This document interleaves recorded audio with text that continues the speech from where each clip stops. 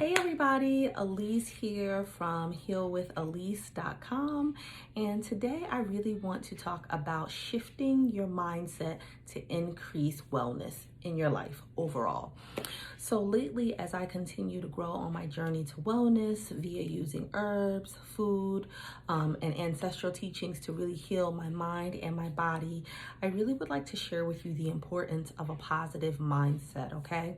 So as a psychotherapist, I have coached many clients and worked with many people to help them achieve a mindset of success, of clarity, of peace, using various therapeutic techniques.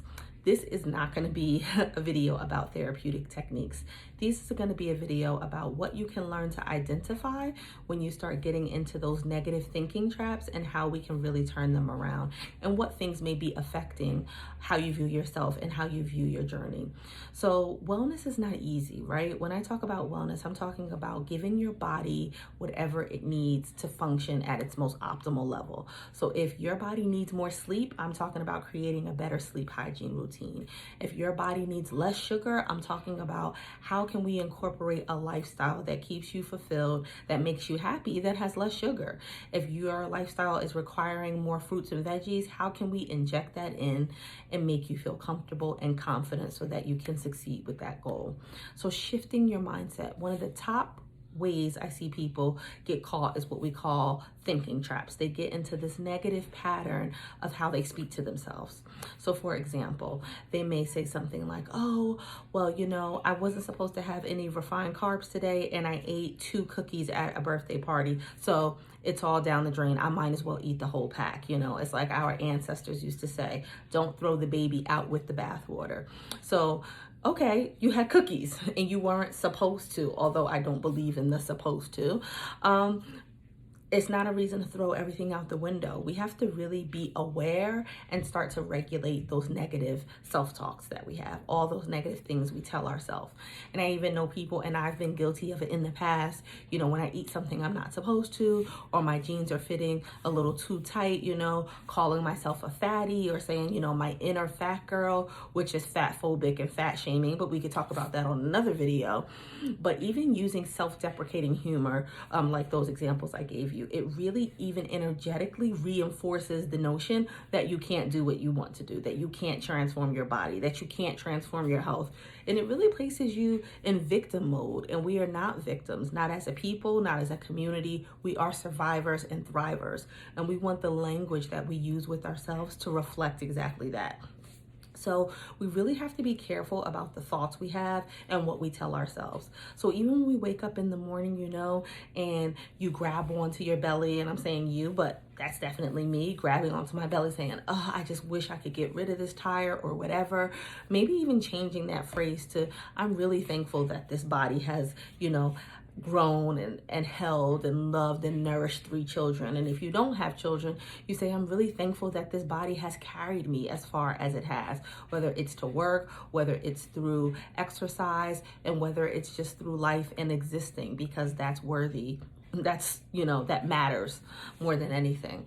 So that's one thing, regulating the thoughts. The other thing is really monitoring our media consumption, because we know that media consumption can really shape our ways, our views, our morals, and our behavior. So when you're scrolling on your timeline on various social media sites, when you're looking on YouTube and Instagram and Facebook and seeing a certain body type projected as beautiful or curvy or, desired, subconsciously we begin to tell our brains that that's what we need in order to be happy, that is the picture of perfection. And when we can't achieve those things, that's when we start to feel really negative, and the negative self-talk begins all over again, like a vicious cycle.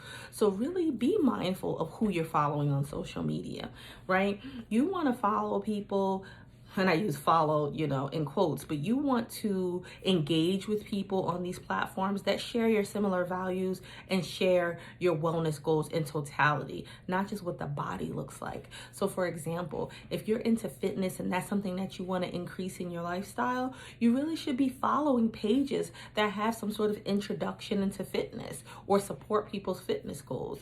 Even on TV, we have to be careful of the shows we watch, because so much imagery is pushed down women's throats about how our body should be looking, how they should be feeling, how they should be shaped, and so on and so forth. So if I'm wanting to really inject wellness in my life and make it a part of my lifestyle and be successful at it, ideally, if I'm watching TV programming, most of it should center around whatever I'm trying to bring into my life. That's also the power of manifestation, right? We want to surround ourselves with what we're trying to cultivate. So that may be me engaging and watching in culinary shows that are showing me how to, remix dishes or make my favorite dishes. That could be me looking at, spirituality and wellness channels to help me regulate my emotions so I don't engage in overeating. Lastly, you may want to look at actual community. So whether that community is in your home, meaning your partner, your children, getting everyone involved in this new lifestyle, you're going to need support. So this is another mindset shift. It's hard for me to say that word, mindset shift, right?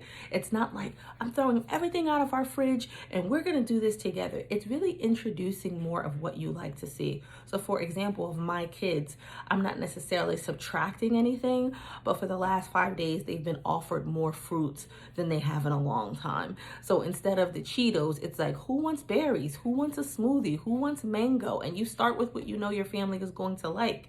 So that way the transition seems less blunt and easier and everyone's on the same path. And so you don't feel alone, because anytime we're making big lifestyle changes, it's really easy to feel isolated, to feel like you can't do it, and then we quit and we jump on the hamster wheel all over again, which is not healthy for our minds or our bodies. And lastly, you want to ask yourself why, right? When you're talking about a mindset shift, what's your reason why? For me, it was really making sure that I don't end up with insulin resistance for a lifetime, as I had struggled with that all 3 of my pregnancies. It's really making sure that I'm setting a good example for my kids about food diversity, food sourcing, where food comes from, how to be happy making your food, that healthy food isn't disgusting. And I really want them to see me, more importantly, have a positive relationship with food. So whether I'm eating some ice cream or whether I'm making, kale chips or whether I'm dehydrating pineapple, I want them to see joy. I want them to know that it is okay to have a relationship with food, and food is not the enemy. Actually, food is our medicine.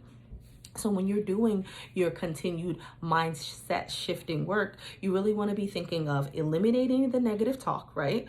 We want to stop that negative self-talk. We want to look at what we're consuming via the media and ask ourselves, does this align with my morals? Does this align with my values? And does it support the changes I'm trying to make in my life? And we want to build community with our family and friends. And if you don't have people readily available in your life, you can definitely reach out on social media. I can be a part of your community. You can follow tons of wellness pages and people who align with the way that you're trying to inject wellness in your life. So shifting our mindset, while it can initially be challenging, it is not difficult. It is something that we're all capable of, and I believe in you. So the next time you start to feel overwhelmed with changes that are related to wellness, you just have to remember, let me examine my mindset. What messages am I telling myself that do not serve me? What thinking traps, such as assuming that I can't do it or overgeneralize it and saying, oh, this is good for everyone else, this is easy for them, it's different for me, and monitoring and correcting those thinking traps and negative self-talk. We want to change that. We want to go from victims to survivors and thrivers, which is truly what I believe is in all of us anyway. We just have to access it. And some of us need more support in accessing it than others, which is why platforms like mine, Heal with Alece, and several others exist. So I hope this video was helpful. I encourage you to like, subscribe, and share. If you are interested in wellness content, I will be bringing you new videos every Monday. They drop at midnight. I'll have an accompanying blog post with this at www.healwithalece.com, so you can go read about it there. And I'll be talking to everybody soon. Have a great start to the week, and let's get it. Bye.